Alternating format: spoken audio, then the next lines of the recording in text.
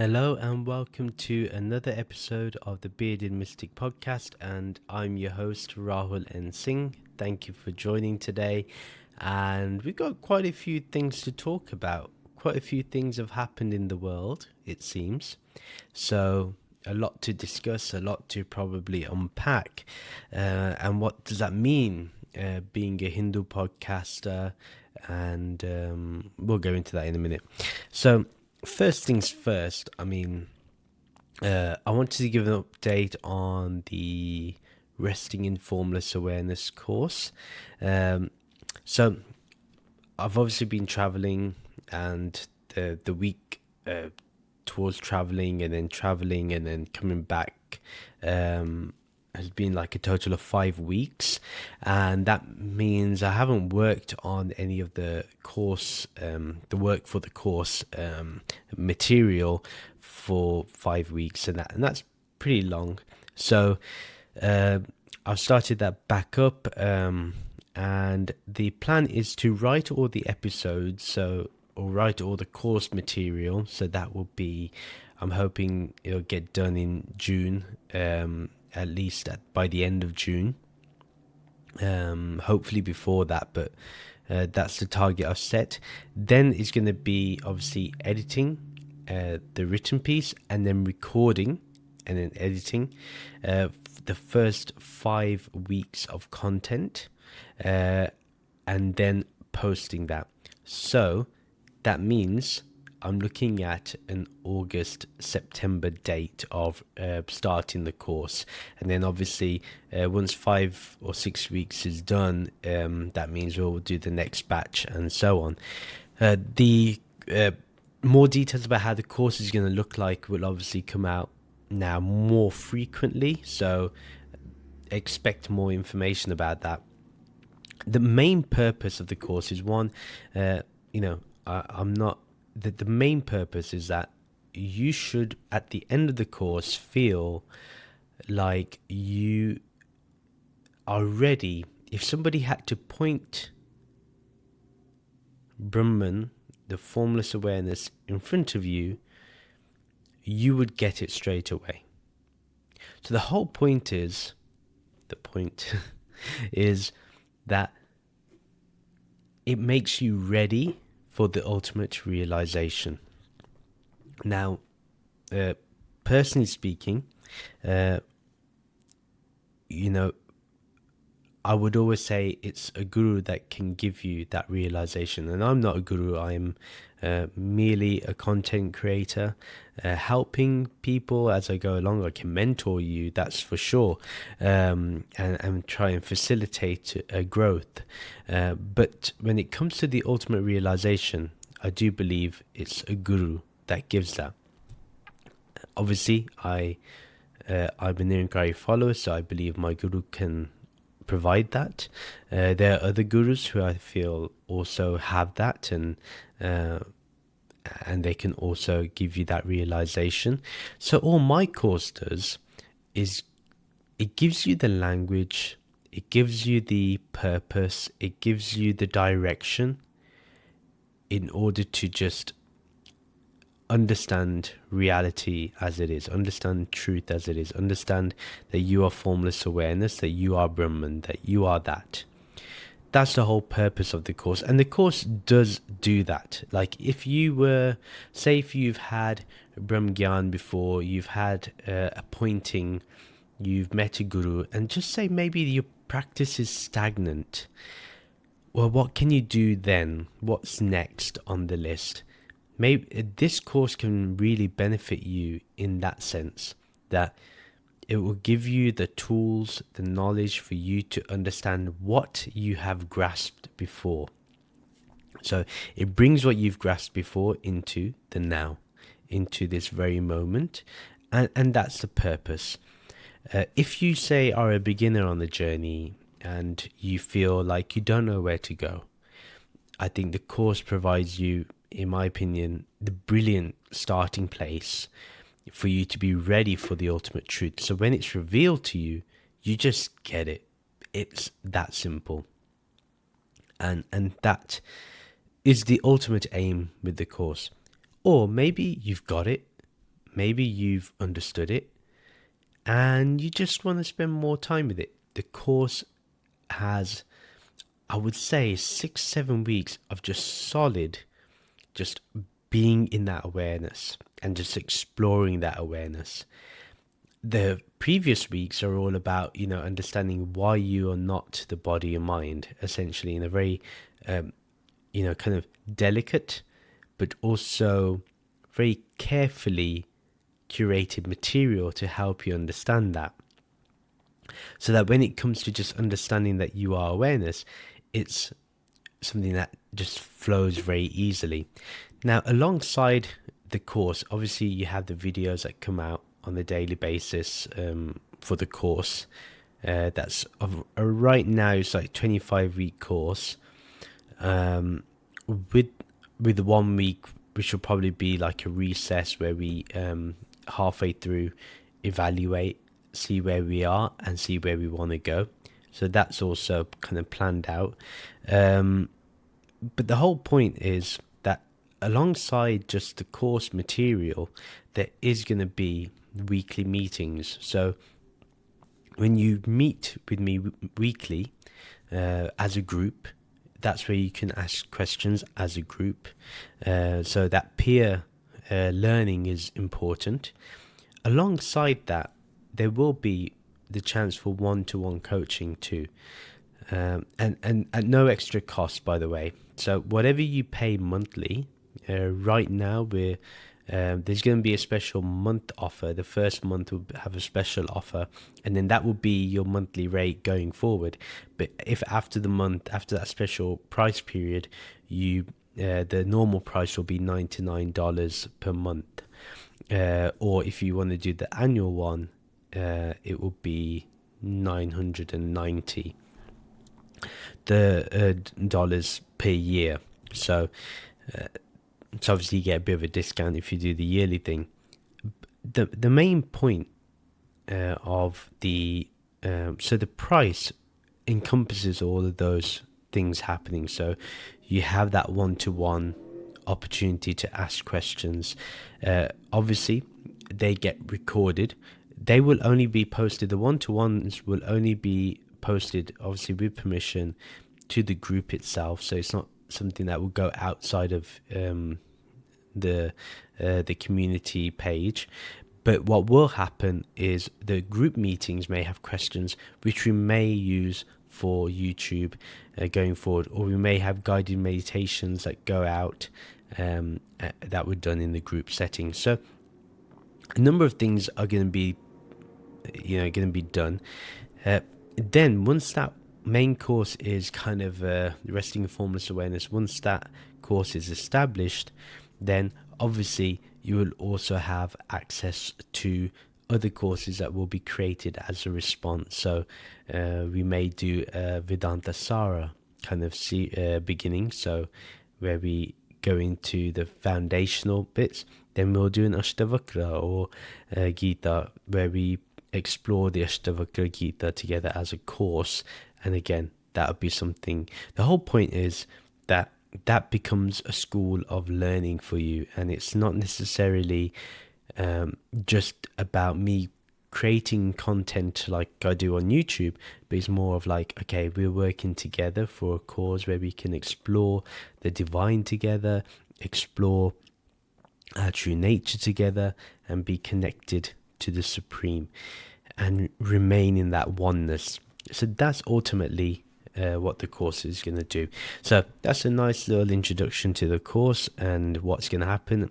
Let me know if you're interested. Let me know in the comments, and obviously more information will be shared shortly when we start gearing up for publishing it. And just wanted to do a massive shout out to Sunny Sharma of the Self Inquiry School, who gave me the idea. We talked about it, and it's because of him I'm going forward with that. So yes, obviously the big news is we have a new pope, and the new pope is an American, interestingly from Chicago, and obviously is not friendly towards the MAGA crowd, or shall we say the MAGA crowd is not friendly towards him. I think he operates on a different wavelength. But what does this mean for American spirituality? I mean, this is the big thing for me, is that Christianity in America is very, very different. And I've had conversations with friends who are Christians, and they've talked about how some of them have even changed churches because their pastor was MAGA and was Trumpian and a fan of Trump, and they didn't like that. They probably gave it a go and then realized how dangerous it was, especially when it came to the vaccine and so on, and public health information, and as well as the racial dynamics that play with Trumpian kind of ideology. So this new Pope Leo the 14th, interesting. He has been against the current administration, it seems, through his tweets. Very interesting. Even though he's more, I don't think he's gonna make much headway in terms of accepting the LGBTQ community or anything like that. I don't know how he's going to approach certain marginalized groups, but he's certainly against the current administration's migration policy. And I think that's a breath of fresh air. What that also tells us on a global level, America is no longer the superpower or the country that people look up to. The fact that before, the whole point of never voting for an American pope was because America would be seen as a superpower and it'd be highly influential. But I think now, I think with what Trump has done in his second term, has actually destroyed America's kind of power ranking in the world.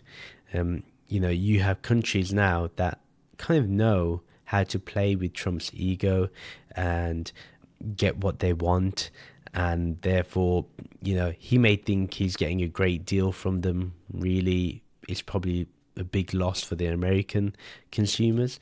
I'm not going to lie, like, even for me, I've said that if there's an opportunity to move from the US, I'm not going to say no to it. I mean, obviously, a lot of factors go in because we have a wife and a son, so those things will have to be considered. But you can kind of understand the kind of importance that this moment plays. One thing that I love about Pope Leo XIV is that he wants gun reform. And I think this is the one thing as a British person I will never understand, is the need to have a gun, possess a gun, the Second Amendment. And the thing is, like right now, the government is a tyranny. So so it's just strange that the Second Amendment doesn't apply in this situation. But I'm just against the possession of guns. I don't know why we need it. I don't know why people individually need those things. Whether you live in a rural town, I get told that it may take an hour for police to come. That's not a reason for you to have a gun and shoot someone. So I do feel the fact that the Pope is for gun reform, but most likely for climate change and addressing the climate crisis, is for migrants and certain marginalized groups, for Gaza. I think it's positive. We need such great leaders, and I hope that this resets the Church of America. The Catholics that kind of were magnified, that they understand that their new Pope is not one of those. He's berated JD Vance a number of times, but specifically he's mentioned him once in the 5 tweets that he's written. which tells you a lot about what he thinks. And yeah, JD, please stay away from our current Pope. We don't want you anywhere near him. But what does this mean for like even Indian spirituality? As you can see, my throat is giving away again. So what does that mean for me as a Hindu, or you as a Hindu, or Sikh, or maybe you don't associate with any religion? What does that mean for us? I think the meaning is this, very simply, that this is a moment in time where we also have to assess our views and assess how we want the conversation to go forward. When you have a pope that's going to be vocal on certain issues against the current administration, we as a minority group, what are we going to do as a response? Now, it's scary to know that, especially during the election, it was scary to see so many people that I know who claim to be spiritual vote for someone who is the antithesis of our spiritual values. And in my opinion, if you vote for the economy more than your values of spirituality, that means spirituality is not everything for you. Yeah, you can be conservative fiscally, but you got to remember the president isn't just defined by that. And as we see, one, he's made a mess of the economy. That's one thing right now. But two, he's making a mess of the social fabric of America. And I don't think a lot of people are seeing what that's going to lead to. And you know, when people live in fear, that means they cannot grow. Now, for any church or for any spiritual place of worship, growth is important. When I say growth, I don't mean numbers. I mean the actual growth of spiritual values. That can only happen when fear is pushed to the side. But right now,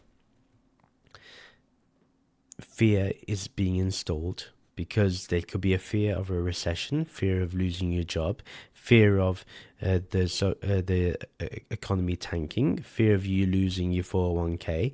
There's so many things that can be that will affect you. So that fear cripples us. It stops us from growing spiritually. We don't turn to God. We don't turn to spirituality for help in these situations. And we may turn to prayer, we may turn to meditation, possibly. But it's to deal with our fear, not for our growth towards spiritual salvation or liberation. So the whole point is that we've got to grow spiritually. So as a Hindu, in this current moment when a new pope is created, I think the number one thing is Interfaith needs to take, a major place in discussion. We need to talk about, there is a de-churching going on. And now, if you think about it, this is now going to be a battle between the church and the way it wants to be seen as the messenger for Jesus and his teachings to a corporate church that has taken over America. If you look at the church belt, it's these evangelicals, not every evangelical obviously, but majority of them that are towing the line for the destruction of our education, healthcare system, and the economic agenda, where it's more about the rich, not the poor, which is again against the current new pope's kind of agenda. So we as Hindus, or anyone for that matter, I think this is a moment where we get together and we help the poor, we help the people that need us, we make sure that everyone has a voice.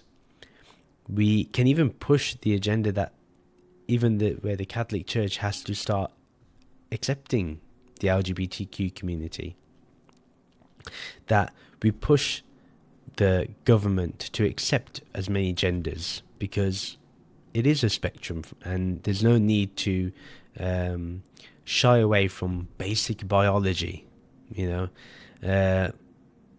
And most of all, you know, how can we work together to create a society where spiritual growth is in harmony with each other rather than against each other? It's not about the church having more, for Islam having more, for Hinduism having more, or Buddhism having more. It's not about that. It's about how can we collectively get together and make sure things just work better for the society. And when we have that bigger goal in mind, the quality of our teachings also improves. The quality of our communities, the smaller communities that we're part of, how they prosper and grow. My hope is that this moment will create something beautiful. You know, I congratulate the Catholics for their new Pope, and I think it's an interesting choice. Obviously, as we go forward, there may be views that we disagree on, and we can voice those disagreements. But most of all, when it comes to fighting against this authoritarian tyrant that is in the White House and his government and his administration, I think it's very necessary that we raise our voices. And, you know, whenever the new Pope does that, I'll be more than happy to amplify with that and work together to make a more graceful society, a more harmonious and wonderful society, because that's what matters in the end. So I'm going to leave it there.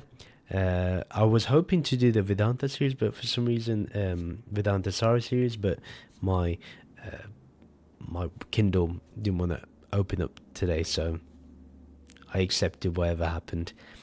Anyway, take care.